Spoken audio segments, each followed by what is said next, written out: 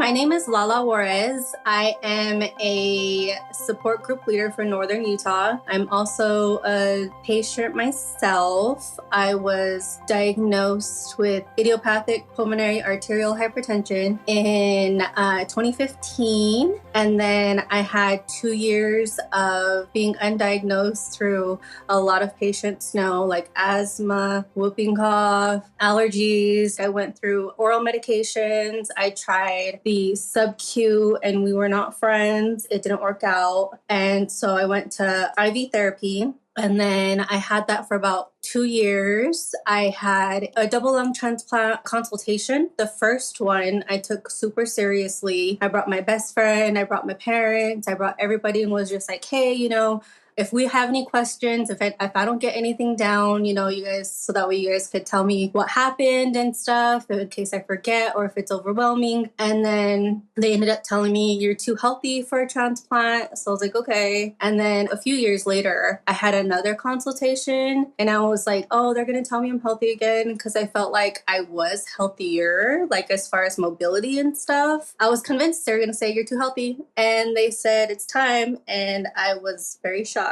I had my double lung transplant in June of 2021, and now I am 3 years post-transplant and doing great. I'm back at work, and I didn't realize like a lot of things that I enjoyed. Like I didn't realize that I would be fond of salt. I didn't realize I'd be fond of hot showers. And I don't know, just like a bunch of things, like even just like bending over, I'm just like shook I could do it. I'm like shook I could go back to work and like I could survive a full-time job, and a lot of things that I had accepted that would never happen ever again, or at least not for a very, very long time. So it was in the middle of COVID. Like all my loved ones were able to be there, like in the waiting room.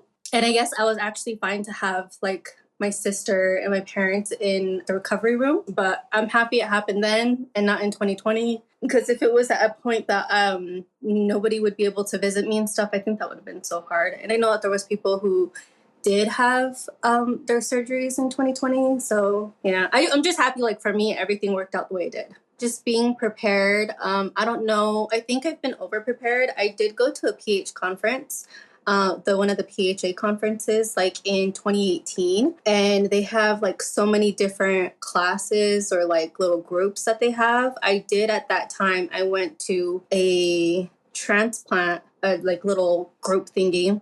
And I was in a very receiving place where I'm like, I'm not going to need this at least for another decade. So let me learn about all this stuff now, where I'm not like trying to pressure myself to try to get all the information in and just be like calm about the whole thing. What I learned at the conference was there was this one girl who had said that when she had her transplant, I think her medications were like so like at such a high level, whatever, she had forgotten a lot of things, like her passwords and like her family. And like, I guess she was like scared of her family or something. I don't remember exactly her story, but it was something along those lines.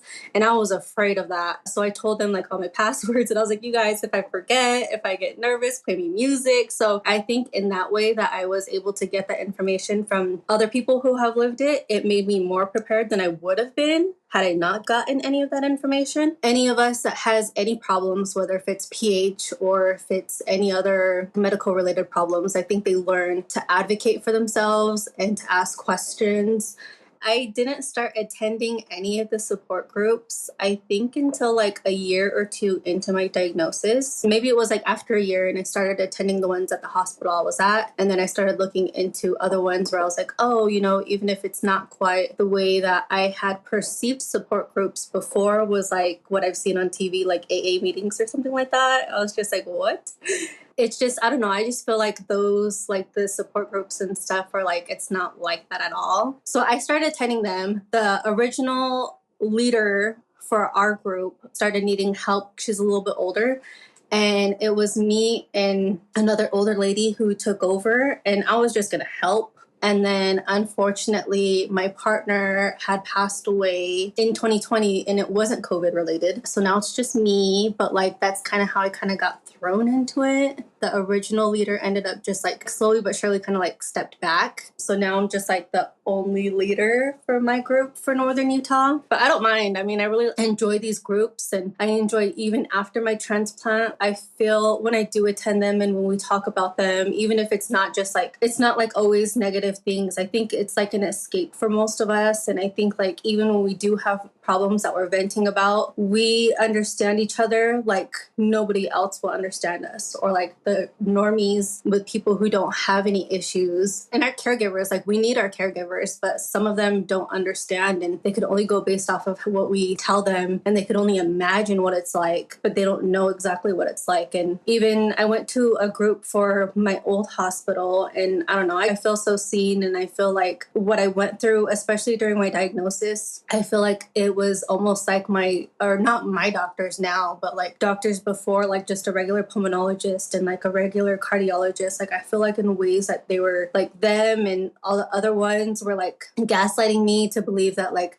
nothing was wrong with me. I don't know how much my age played a factor, because at that time I think I was like 22 that I started getting symptoms, and then I got diagnosed at 24, and they just kept like at first they're just like, you know, you need to exercise more. And I tried my best to explain to them like, I know what being out of shape feels like, and I know the more you try, it tends to get easier to do it, but the more I try, the more it like hurts or it makes it harder to breathe, and it doesn't end up getting easier like being out of shape does. And they're just like, oh, well, you're young, you're fine, you look fine. Being so young too, even like cousins and stuff, they kind of looked at me like, wait, how can you not do this? Like, you look fine.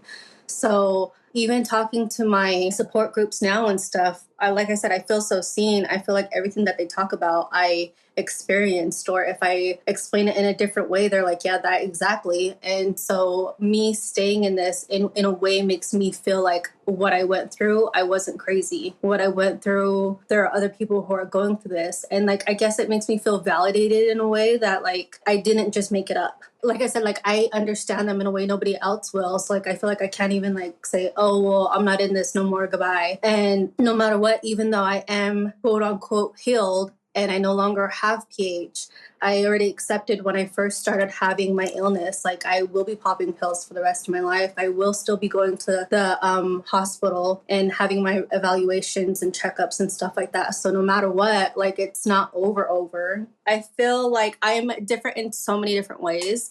In the weirdest way, I'm happy this all happened to me. I feel like I know empathy in a different way.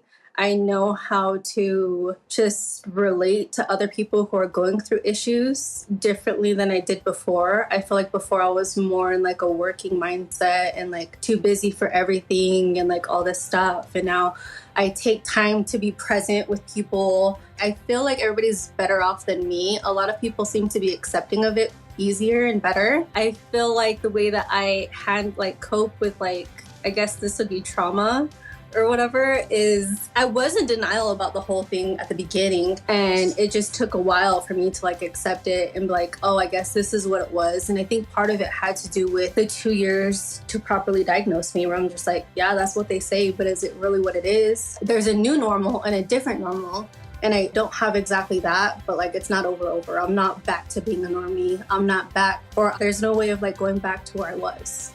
My name is Lala Juarez, and I am aware that I'm rare.